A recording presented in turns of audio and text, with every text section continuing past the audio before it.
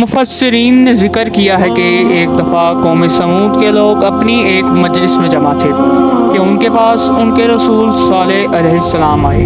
انہوں نے ان کو اللہ کی توحید کی دعوت پیش کی، ان کو نصیحت کی، اللہ کے عذاب سے ڈرایا اور ان کو اطاعت و فرما برداری کا حکم دیا۔ تو وہ کہنے لگے، اگر تو اس چٹان سے ایسی صفات کی حامل اونٹنی نکال دے تو ہم ایمان لے آئیں گے۔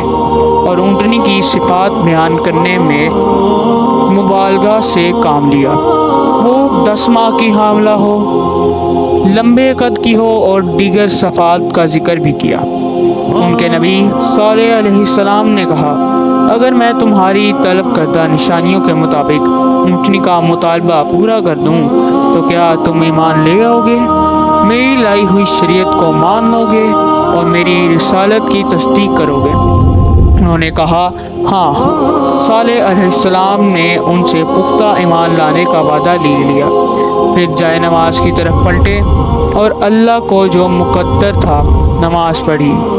پھر اپنے پروردگار سے دعا کی کہ اے اللہ میری قوم کا مطالبہ پورا کر دے۔ اللہ نے اس چٹان کو پھٹنے کا حکم دیا اور اس سے بہت بڑی اور 10 ماہ کی حاملہ اونٹنی نکال لی جو ان کے مطالبے کے عین مطابق تھی۔ اس کے نتیجے میں بہت سے لوگ ایمان لے آئے اور اکثر کفر و ضلالت پر اڑے رہے اور ہر دھرم بنے رہے۔ اس لیے اللہ تعالیٰ نے فرمایا، فَظَلَمُوا بِهَا، یعنی ان میں سے اکثر نے انکار کیا اور حق کی پیروی نہ کی۔ حضرت صالح علیہ السلام نے ان کو فرمایا، ہذہ ناقۃ اللہ، یہ اللہ کی اونٹنی ہے۔ اللہ تعالیٰ نے اونٹنی کی نسبت اپنی طرف تعظیم و تشریف کے لیے کی ہے، جیسے بیت اللہ اللہ کا گھر اور عبداللہ اللہ کا بندہ، یعنی یہ اونٹنی میری نبوت کا سچے ہونے پر دلیل ہے، اس لیے اس کو چھوڑو، وہ زمین میں کھائے اور اس کو نقصان نہ پہنچانا، ورنہ تم کو جلد عذاب پکڑ لے گا۔ قوم نے اس پر اتفاق کیا کہ یہ اونٹنی ان میں رہے گی، وہ جہاں سے چاہے چرے گی اور ایک دن چھوڑ کر پانی پینے آئے گی۔ جب وہ کنویں کا پانی پینے کے لیے آتی تو اس دن کنویں کا سارا پانی پی لیتی۔ جب اس جہالت پر کافی عرصہ گزر گیا تو انہوں نے اتفاق سے فیصلہ کیا کہ اس اونٹنی کو چیخ کاٹ دی جائے تاکہ اونٹنی کی مصیبت سے سکون حاصل کریں اور ان کو پانی کھلا مل سکے۔ شیطان نے ان کے لیے ان کے اعمال خوبصورت کر کے پیش کیے۔ اللہ تعالیٰ نے اس بات کی عکاسی یوں کی ہے، بس انہوں نے اونٹنی کی کوچی کاٹ دی اور اپنے رب کا حکم میں سرکشی کی اور کہنے لگے، اے صالح اگر تو رسولوں میں سے ہے تو وہ عذاب ہمارے پاس لے آ جس سے تو ہمیں دھمکا رہا ہے۔ جس شخص نے اونٹنی کو قتل کرنے کی سرپرستی کی وہ ان کا رئیس قدار بن صالح بن جندہ تھا۔ وہ سرخ رنگ والا، سرخ بالوں والا تھا۔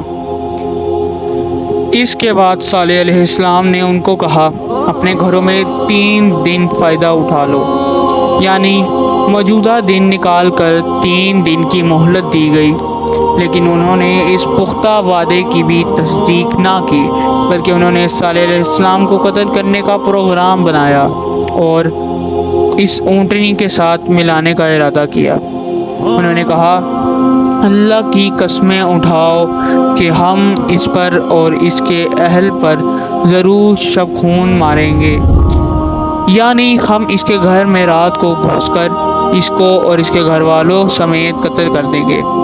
پھر اگر اس کے سرپرستوں نے اس کے خوب بہا کا مطالبہ کیا تو ہم اس کے قتل کا صاف صاف انکار کر دیں گے۔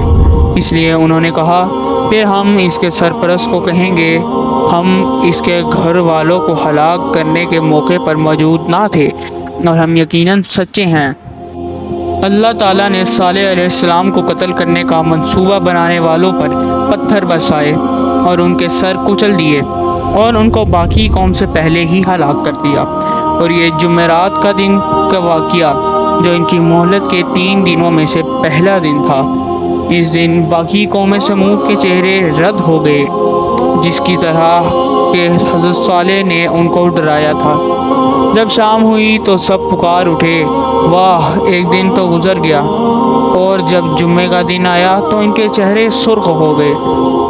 جب شام ہوئی تو وہ کہنے لگے، مہلت کے 2 دن تو گزر گئے۔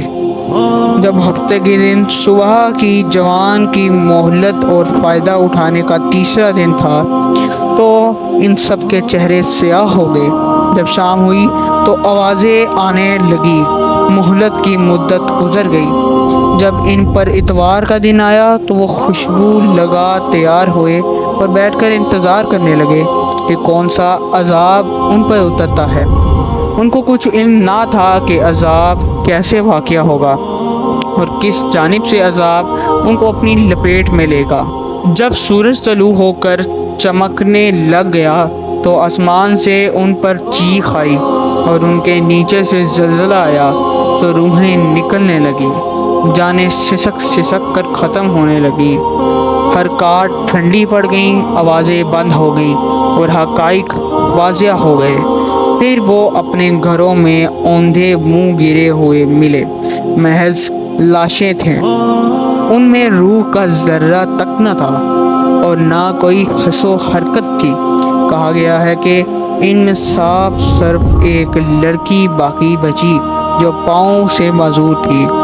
اس کا نام کلبہ بنت السلق تھا۔ صالح علیہ السلام نے اس قوم پر عذاب کے بعد یہ کہا، یعنی میں نے تمہاری ہدایت اور رہنمائی کے لیے ہر ممکن کوشش کی اور میں نے اپنے قول و فعل اور اچھی نصیحت کے ساتھ تمہاری ہدایت کی حرص و لالچ رکھی، لیکن تمہاری طبیعتیں اس کو قبول کرنے والی نہ تھیں اور نہ آئندہ اس کو تسلیم کرنے کا ارادہ رکھتی تھی، اس لیے تم دردناک عذاب کی لپیٹ میں آ گئے جو تمہارے ساتھ قائم اور جاری ہے اور ہمیشہ ہمیشہ رہے گا۔ کیسے حلیے کے ساتھ تم اس سے نہیں بچ سکتے اور نہ میں اس کو تم سے دور کرنے کی قدرت رکھتا ہوں۔ میری ذمہ داری پیغام پہنچانا اور خیر خواہی کرنا تھا، سو میں پوری محنت اور کوشش کے ساتھ کر چکا، اور اللہ جو چاہتا ہے کرتا ہے۔